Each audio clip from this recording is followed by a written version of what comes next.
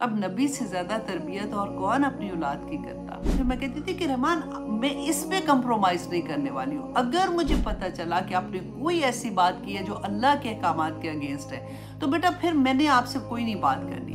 हर जगह पे आपको एक ही चीज़ मिलेगी कि याकूब अलैहिस्सलाम अपने बच्चों को नसीहत कर रहे हैं। बहाने-बहाने से जब मैंने रहमान की दफ़ा ये देखा ना, मैं बड़ी सख्ती से ये बात करती थी। मैं I love him so much, क्योंकि वो 15 साल के बाद बड़े भाइयों के पैदा हुआ था। लेकिन मैं उसको जैसे होता है ना कि कुरान समझ आती है, तो फिर मैं कहती थी कि रहमान, मैं इस पे कंप्रोमाइज़ नहीं करने वाली हूँ। अगर मुझे पता चला कि आपने कोई ऐसी बात की है जो अल्लाह के अहकामात के अगेंस्ट है, तो बेटा फिर मैंने आपसे कोई नहीं बात करनी। मैंने आपको 2 दिन रोऊँगी, तीसरे दिन मुझे भी सब्र आ जाएगा। लेकिन जब मैंने हज़रत य याकूब अलैहिस्सलाम का किस्सा पढ़ा था ना, फिर मुझे लगे कि अल्लाह अकबर, कि सब्र करना है, बच्चों को छोड़ना नहीं है, बच्चों के लिए दुआएँ करना है और बच्चों को नसीहतें करते ही रहना है, उनको बताते ही रहना है। आप देखें, हर जगह पे आपको एक ही चीज़ मिलेगी कि याकूब अलैहिस्सलाम अपने बच्चों को नसीहत कर रहे हैं, बहाने-बहाने से नसीहत कर रहे हैं, आखिर में कामयाब हो ही गए थे ना।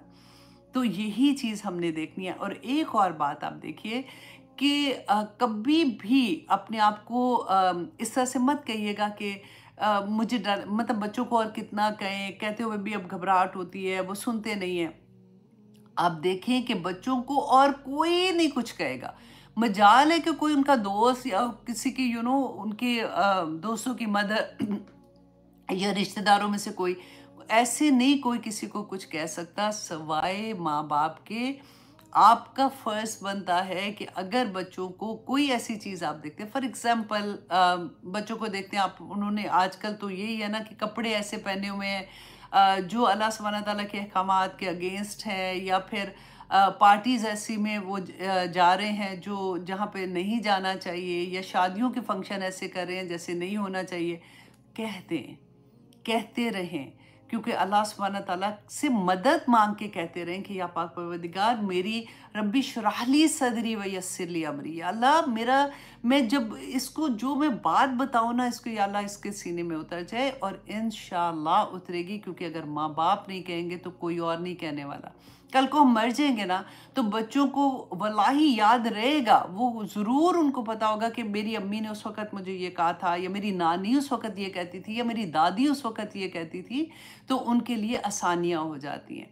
तो यहाँ पे इस पूरी सूरा में हम यही बार-बार देखेंगे, अल्हम्दुलिल्लाह सुम्मा अल्हम्दुलिल्लाह, इतना सीखने को मिलता है कि मैं वही कहते हैं, कुर्बान जाए अल्लाह सुब्हाना तआला पे कि कौन कैसे हमें समझाएगा, कौन किन लफ्ज़ों से हमें समझाएगा, जिस तरह से अल्लाह सुब्हाना तआला हमें एग्ज़ाम्पल्स दे-दे के समझाते हैं कि देखो कल को अगर ऐसी सिचुएशन हो जाती है, अब नबी से ज़्यादा तरबियत और कौन अपनी औलाद की करता, राइट? तरबियत की भी तुम लोगों ने, फिर भी पासा पलट गया, फिर भी बच्चों ने कुछ ऐसा कर दिया, तो तुमने किस तरह से सब्र के साथ उनको छोड़ना नहीं है, लगे रहना है उनके साथ, दुआएँ भी करनी है, उनको नसीहत भी अच्छे से करते रहना है, और दुआ ये माँगनी है कि अल्लाह सुब्हाना तआला मेरे लफ्ज़ों में वो डाल दे, तासीर डाल दे जो मेरे बच्चों को समझ आ जाए, क्योंकि एक माँ ही वो दर्द समझ सकती है। अल्लाह सुब्हाना तआला हम सब के लिए आसानियाँ करे।